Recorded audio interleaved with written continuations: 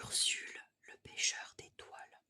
Chaque jour, Ursule accompagne son grand-père sur le lac. Et dès le coucher du soleil, quand le vieil homme fixe la surface de l'eau, Ursule, lui, lève la tête vers le ciel, car ce ne sont pas les poissons qu'Ursule veut attraper, mais les étoiles qu'il espère prendre dans son filet. Le soir, quand Ursule n'arrive pas à s'endormir, il ouvre la fenêtre de sa chambre et s'assied sur le rebord. De là, il s'imagine voler parmi les étoiles, porté par le vent, comme l'eau du lac porte le bateau de son grand-père. Si seulement il pouvait les approcher, sentir leur chaleur sous ses doigts. Une nuit, Ursule sort en silence de chez lui. Il marche jusqu'au lac et dénoue la corde qui retient la barque de son grand-père. Puis, il rame jusqu'au milieu du lac et tend son filet haut vers le ciel. Il attend ainsi une grande partie de la nuit, immobile, mais aucune étoile ne se laisse attraper. « Je suis trop petit, se dit Ursule. Demain, je reviendrai avec une échelle. » La nuit suivante, Ursule embarque avec une grande échelle. Il la coince dans son bateau et grimpe tout en haut. Là où il peut presque toucher les étoiles. Mais presque seulement. Il fait trop sombre, se dit Ursule. Il me faudrait de la lumière pour les attirer. La troisième nuit, Ursule embarque avec son échelle et un lampadaire. Il rame jusqu'au milieu du lac. Les étoiles se dirigent alors vers lui, comme des lucioles attirées par la lumière. Et rapidement, des dizaines, puis des centaines d'étoiles viennent se coincer dans son filet. Bientôt, il n'y a plus aucune étoile dans le ciel. Au petit matin, Ursule rentre chez lui, satisfait. Il cache le panier d'étoiles sous son lit et attend le soir que tout le monde soit couché pour enfin l'ouvrir. Qu'elles sont belles, qu'elles sont chaudes, qu'elles sont douces, et elles sont à lui. Personne ne peut plus les voir à part lui.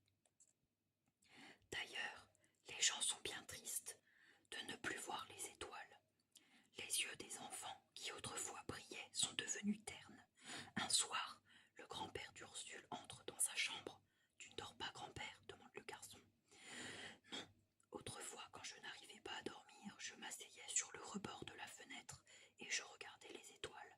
Mais maintenant c'est fini, les étoiles ont disparu, et mes rêves aussi. » Ursule sent sa gorge se serrer.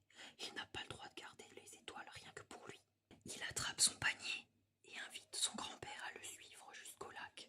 « Assieds-toi dans la barque, dit Ursule. » Il rame jusqu'au milieu du lac et d'un geste ouvre son panier.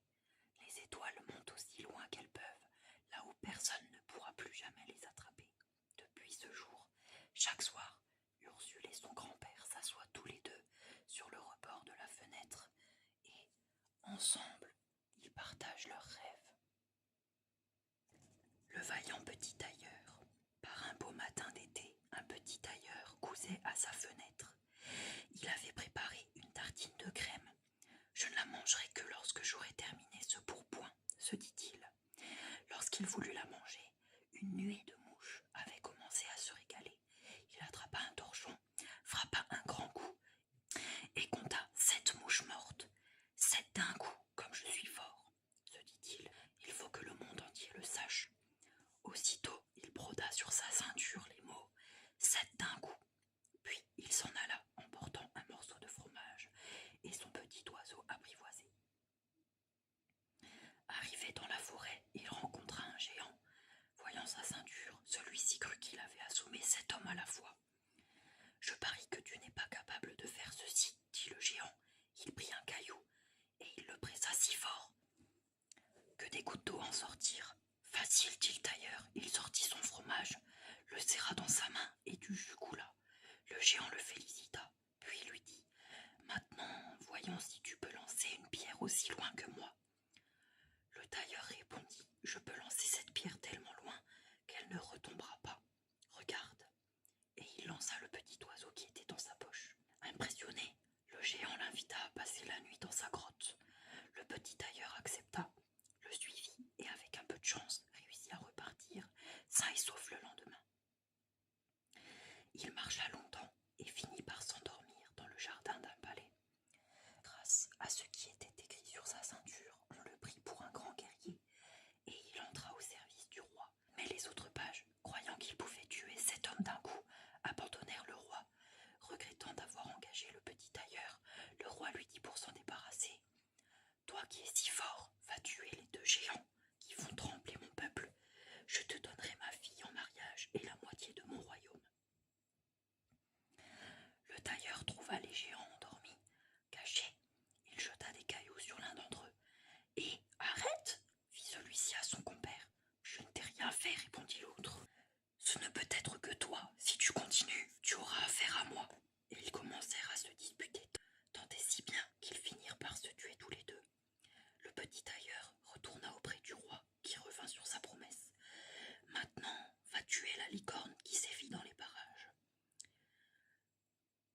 petit tailleur tendit un piège à la licorne.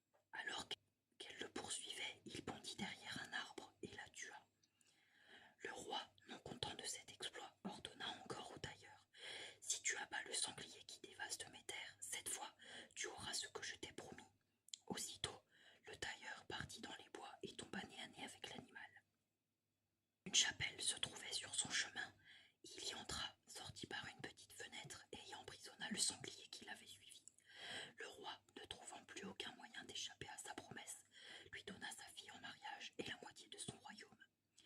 Mais une nuit, la fille du roi l'entendit marmonner: rapièce-moi cette culotte. Elle alla répéter ces paroles à son père.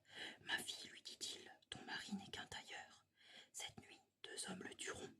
L'écuyer du roi avait tout entendu, lui raconta ce qui se tramait. La nuit suivante, le tailleur fit semblant de s'endormir. Entendant du bruit derrière la porte, il dit à haute voix: j'en ai abattu 7 d'un coup. J'ai tué 2 géants, une licorne et un sanglier, et j'aurais peur de ceux qui sont derrière cette porte. À ces mots, les hommes qui se préparaient à le tuer s'enfuirent terrorisés.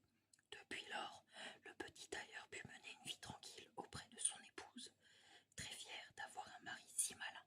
Vieille dame, au 19 de la rue des Farfelus, vit une vieille dame, toujours seule et incroyablement maladroite. Elle a passé sa vie à renverser des tasses de thé, à casser des pots de fleurs et à laisser brûler ses gâteaux. Alors forcément, tous ses fiancés se sont découragés les uns après les autres. Aujourd'hui, elle est toujours belle, malgré son âge, et au fond de son cœur, elle espère encore trouver le prince charmant. Mais la pauvre dame n'a dit rien d'autre que les ennuis. On dirait presque qu'elle le fait exprès. Dès qu'un rhume apparaît en ville, elle est la première à l'attraper. Quand un train tombe en panne, c'est forcément celui dans lequel elle voyage. Ou encore au marché, si un fruit de mer est pourri, c'est dans son panier à provisions qu'il atterrit. Malgré tout, la vieille dame s'y est habituée et est toujours d'humeur joyeuse, même si, ces derniers temps, son cas s'est passablement aggravé, ou qu'elle aille à présent un gros nuage noir plane en permanence au-dessus de sa tête. Et il n'est pas rare qu'elle doive se servir d'un parapluie, y compris dans son salon ou sur son lit. C'est tout de même un comble qu'il pleuve chez soi. Malheureusement, les habitants du quartier commencent à se plaindre. Au cinéma, au théâtre, au pressing, chez le boucher ou à la boulangerie, plus personne ne veut d'elle.